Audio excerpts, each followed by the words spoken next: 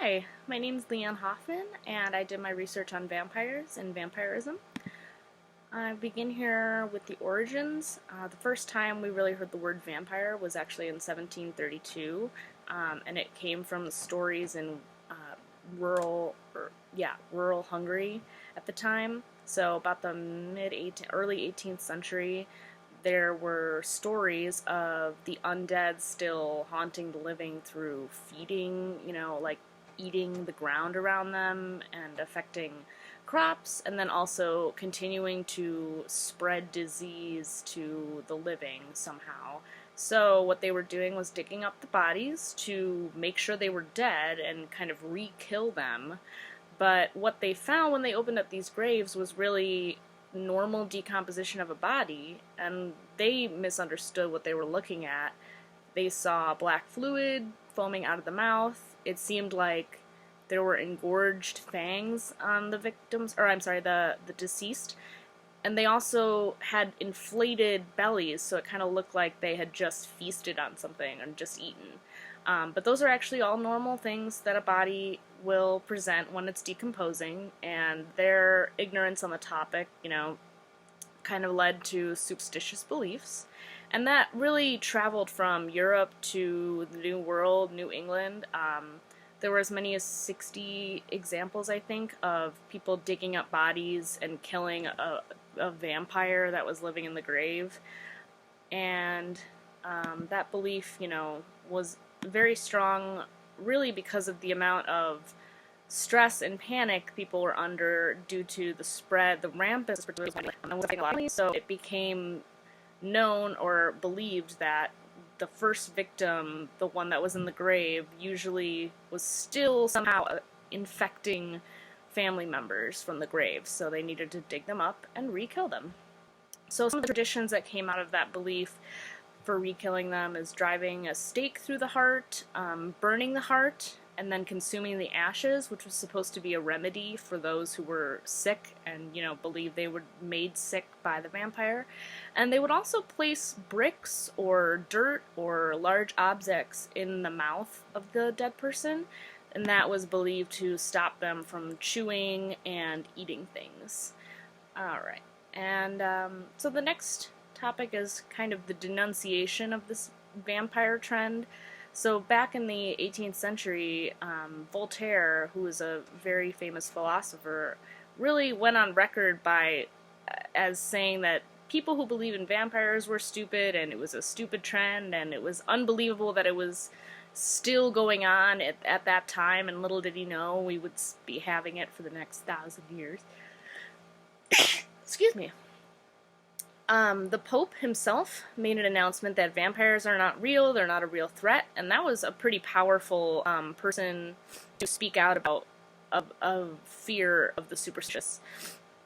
But all that fear still persisted, and even in 1970, in the United States, somebody was planning to open up a grave and exorcise the vampire from the grave. So, surprisingly enough, even in the 20th century, we were looking at a lot of surprising revivals of vampires.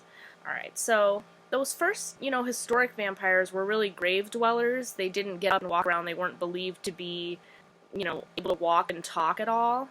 But this new image of an aristocratic vampire, somebody who had a lot of money and lived in a big castle, that came from literature. And I know one famous is The Vampire, and there's Dracula, and those types of fictional stories portrayed a completely new type of vampire, and it was theoretically created to mirror Lord Byron, since his closest assistant wrote a very famous book about vampires, one of the first.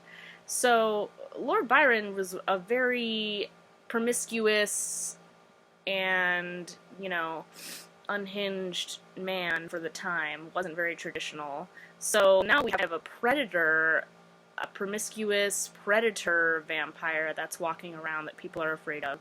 And that was just something very new and modern. Sorry, computer's lagging a little bit, just to catch up. Alright, so then we have the metaphorical applications of vampirism. So we have vampires as a carrier of disease, which is interesting because obviously at the time in the 18th century and the 17th century, they didn't understand where these diseases were coming from, how they were being spread, but yet they were able to come up with a superstitious explanation for how their diseases were being spread because they knew there had to be an explanation. So this superstitious one is obviously false and a little bit ridiculous, but they were kind of on the right track because in fact all these microorganisms were spreading disease, and a vampire was obviously able to carry something and then pass it on without losing it themselves. So they had an inclination that there was something that would remain in the body and then could be shared with another person. So we also obviously have vampires as lustful creatures. When we think of a vampire, we think of a vampire being desperate to feed, desperate for blood, and that desperation really feeds into that characteristic of being lustful and passionate, which is, I think, like grown and changed over time to become this romanticized quality. Because as we can see in the next one, vampires can be these protectors and are very loyal. In some movies I've watched, vampires have one or two humans that they can depend on to help supply them with blood if they need it, and there's an intense loyalty between the vampire and the human at that point. So there's this potential out of their desperation for them to be intensely loyal and protective of the humans that are in their lives. So some of the modern examples of vampires we saw in Twilight, which is the book series by Stephanie Meyer, which portrays a young, like 16 or 17-year-old girl falling in love with a vampire male, and that really sparked a lot of other movies and TV shows. Two TV shows are True Blood, which I've never personally seen, I don't know much about, but I do know it involves vampires and humans living amongst each other. And then The Strain, which really plays on the power of vampires and puts them in New York City, in the major New York Stock Exchange, with a lot of money and greed. And I think that's an interesting reflection of the qualities of a vampire, because they do have this intense power to them. And then, obviously, there's been this obsession lately in like the 20th, 21st century where modern women are starting to be attracted to the idea of having a vampire boyfriend. And I think that comes from a lot of the repression that women feel about being interested in traditional values. Nowadays, we're really encouraged to seek fairness and equality and empowerment and independence, and there isn't a lot of room for wanting to be swept off your feet or taken care of by a man. However, obviously, girls are reacting strongly to this idea of a vampire boyfriend, and their loyal protectors is what they're imagining these vampires to be. So that's an enticing idea for somebody who doesn't feel comfortable necessarily expressing that desire. They can feel satisfied through fiction.